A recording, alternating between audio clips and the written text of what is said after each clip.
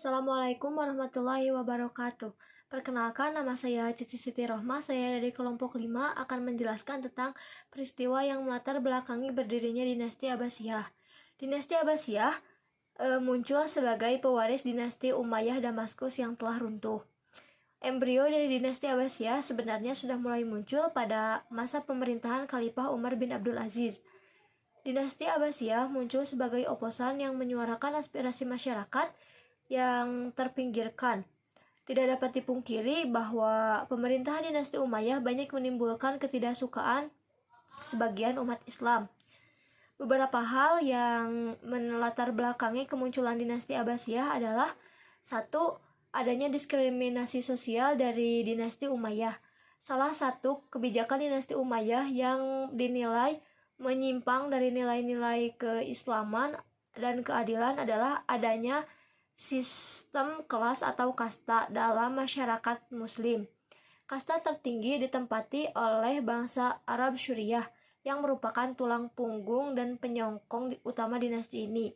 Yang kedua ditempati oleh kaum muslim Arab selain Arab Suriah seperti bangsa Arab Hijaz, Irak, dan Yaman, yang dibebaskan dari pajak yang harus dibayarkan oleh kaum mawali dan non-muslim atau ahlul zimah.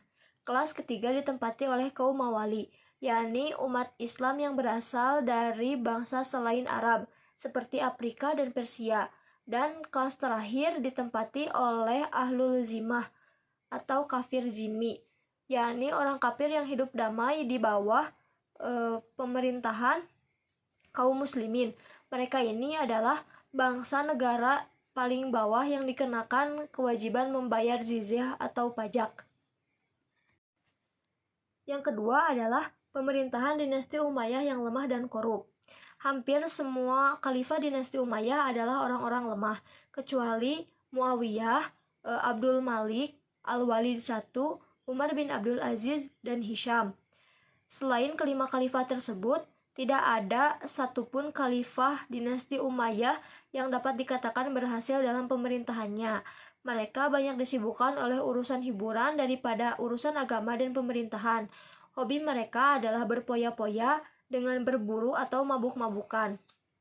Selain itu, mereka juga telah jauh meninggalkan cara hidup yang telah dicontohkan oleh Rasulullah SAW dan Khulafaur Rasyidin, yang pada saat itu sangat mengutamakan asas musyawarah dan demokrasi. Mereka menggantinya menjadi sistem monarki. Yang ketiga adalah terjadinya perang antar suku atau kabilah. Salah satu karakter bangsa Arab semenjak zaman Zahiliyah adalah suka berperang dan bertikai antar suku.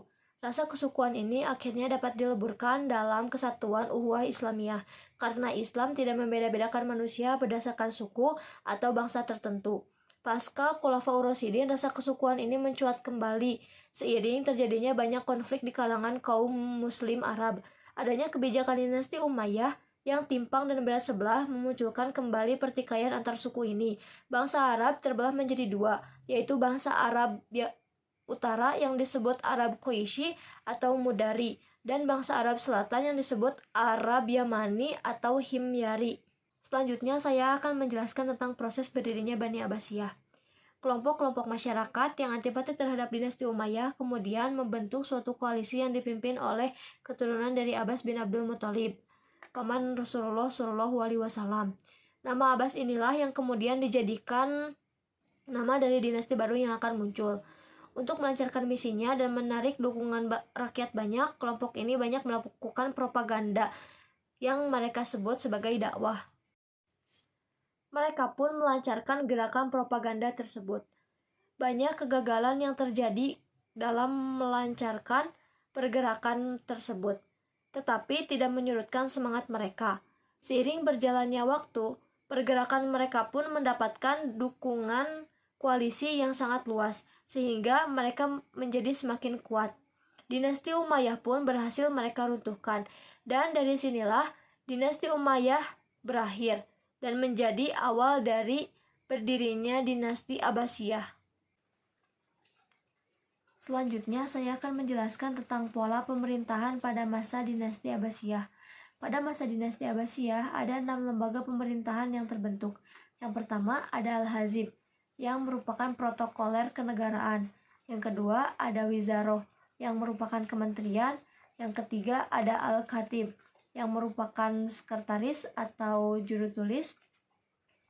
Yang keempat ada As-Sohibu Al-Surtah, yang merupakan kepolisian.